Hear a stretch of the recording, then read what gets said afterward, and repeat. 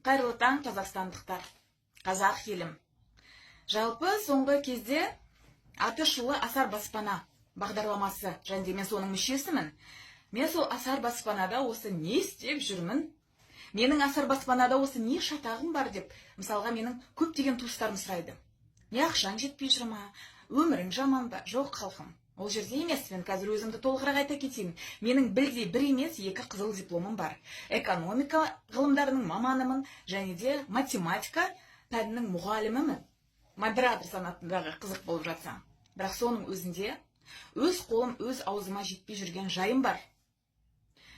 Өзім түгілі, өз отбасым түгілі, пенсияда отырған ата-анама көмектесе алмай отырған жайым бар.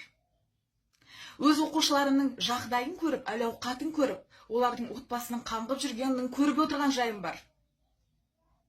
Мінеке, қаншама жыл заводта жұмыс жасап, артрит, артроз, бронхит, бронхиальная астма, неше түрлі аурулардың букетін жинап, емделе алмай отырған пенсионерлерді көріп отырған жайым бар.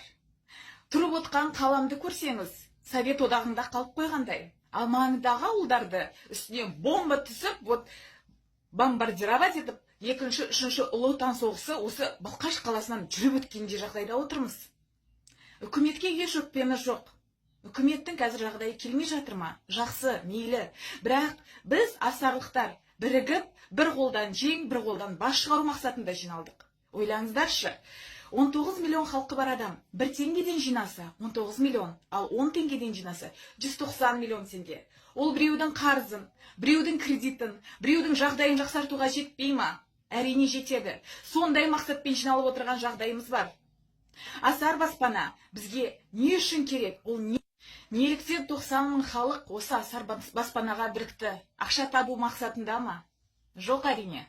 Олар өздерінің болашақтарын ойлап, болашақтары, бала-шағам, өзімнің қарттығым қалай болады деген сұрақпен ғана бұл жерге бірігіп отыр. Қолымыздан келгенше амал етейік, кәсіпорын ашайық, бір-бірімізге асарлатып көмектесейік, бірімізді біріміз қолдап, осы тығырықтан шығып қалайық деп бірігіп отыр.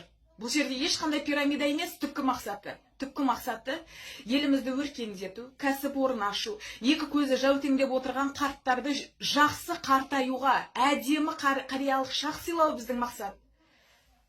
Кәрілікте сіздер екі балаңыздың қолыңызға қарап, балам бір нан бір кефир әпер деп отырған жақсы ма сіздерге?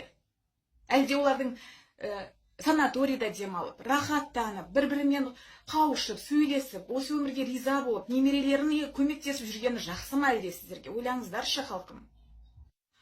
Көп сөйлемей, ұзын сөздің тоқ етері. Бұл жерде Асар бізге не берді жалпы? Ол бізге үлкен үміт берді. Болашаққа деген үмітті берді. Ешқандай сіздердің айтып отырған миллиард, миллион ақша емес мәселе. Бұл жерде қарсыз өмір сүру. Балаларымызды жақсы жерде жетілдіру. Яғни жарқын отбасыда, ақшасы жоқ отбасыда ұрыс болады. Балалар түнімен ұйықтамай сабаққа келіп, сабақта ұйықтап отырады. Себебі ата-анасы түні бойы ұрысып ақша үшін. Сондай жағдайлар бар енді. Өз көзіммен көргенді айтайын мен сіздерге. Ал Асар бізге үміт сыйлады, жарқын болашаққа деген арман сыйлады. Арманымызды ұрламаңыздар. Үкімет, өтінемін.